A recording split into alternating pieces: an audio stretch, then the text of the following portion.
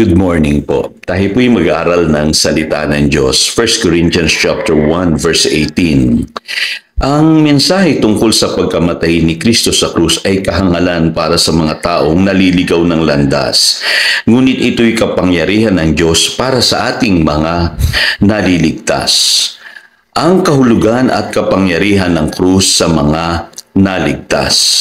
So, sa ating pong mga nakaraang pag-aaral, mapapansin niyo po napakahalaga ng relationship sa Diyos sa pamamagitan po ng pagkakilala sa Panginoong Hesukristo, yung tinatawag na born again experience. Kasi hindi natin maiintindihan po yung ginawa ng Diyos sa ating buhay sa pamamagitan ng kamatayan ng Panginoong Hesukristo, yung ginawa niya sa krus.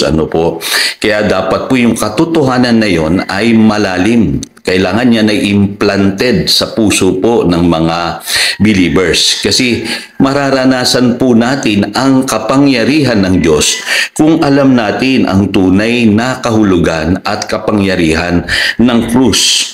Ngayon, para sa mga hindi naligtas, yan ay kahangalan.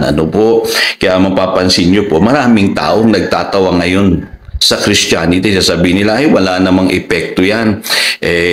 Ang Pilipinas nga is a Christian country pero lagana pa rin ang korupsyon, masasama pa rin ang mga tao.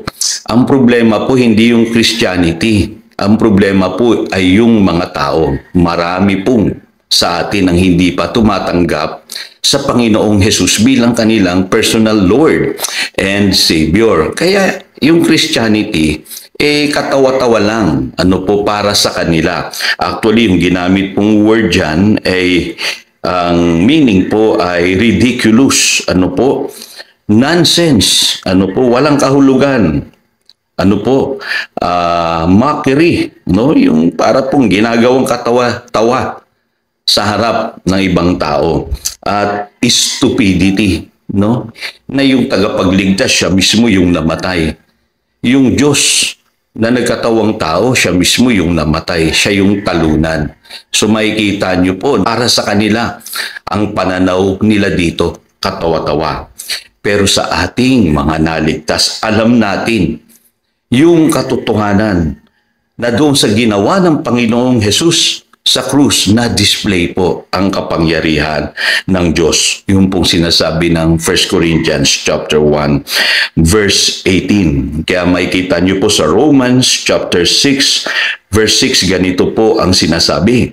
For we know that our old self was crucified with Him, so that the body of sin might be done away with, that we should no longer be slaves to sin.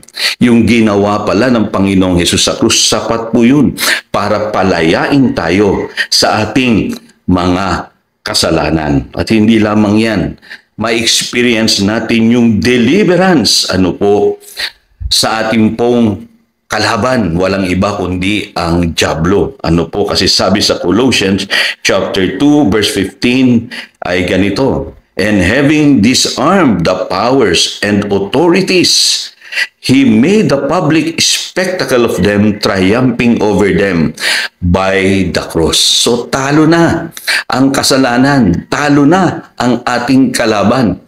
Kaya ang krus, pagkayam po ay nakikita ng dyablo at ng mga demonyo, paalala sa kanila yan ng kanilang pagkatalo. So ibig sabihin, triumphant po ang message ng cross. It is the power of God para sa ating mga naligtas. Kaya naalala nyo ang sabi ng Panginoong Jesus sa John chapter 8 verse 36, you will be free indeed. So ibig sabihin, ang krus makapangyarihan. Kaya nitong baguhin ang buhay mo. Kaya kang alisin ito sa kapangyarihan ng kasalanan at kaya kang palayain sa kapangyarihan ng dyablo. Kaya mga kapatid, hindi mababaw ang kahulugan ng krus. Hindi yan isang celebration lang sa loob ng isang taon or aalalahanin lamang natin sa loob ng isang taon. Namnamin natin yung mananim na kahulugan yan para ma-experience natin yung kapangyarihan ng krus. Dapat po, ang totoong kahulugan ng krus sa atin ay magkaroon tayo ng tinatawag na malayang pamumuhay. Yung hindi tayo laging alipin ng kasalanan, problema, at kung ano-anong mga sumpa na meron sa mundong ito. Dapat lalaya po tayo dyan. At higit sa lahat, dapat namnamin natin na sa binawang sakripisyo ng ating Panginoong Hesus sa krus, tayo po ang nagtatamasa ngayon ng resulta nito dahil tayo'y nanalig sa Kanya. Ganun po ang pag-alaala sa kamatayan ng ating Panginoong Hesus. Tayo po'y manalangin. Dakilang Diyos, salamat na ang kahulugan pala ng krus ay makapangyarihan sa mga naligtas. Patawarin mo kami, Panginoon, kung hindi namin tunay na nauunawaan pa ito. At kung sa isip namin ito'y parang tradisyon lamang.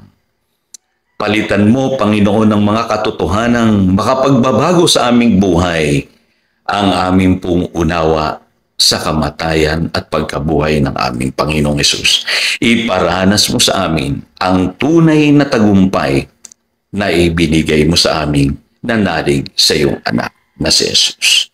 Salamat, Panginoon, yan ang aming panalangin in Jesus' name. Amen. Again, ito si Pastor Jojo nagpapaalala upang daluyan tayo ng pagpapala. Manatili tayo sa kanyang salita. Good morning.